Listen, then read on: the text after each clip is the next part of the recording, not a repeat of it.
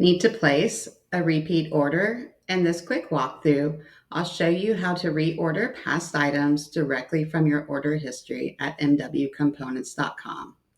Start by going to mwcomponents.com and clicking Sign In to log in with your email and password.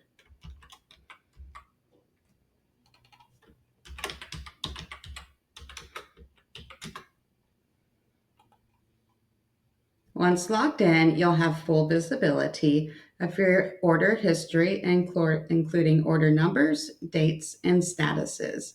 Scroll through the list or use filters to find the order that you'd like to reorder. Once you've found it, click Reorder next to the line item.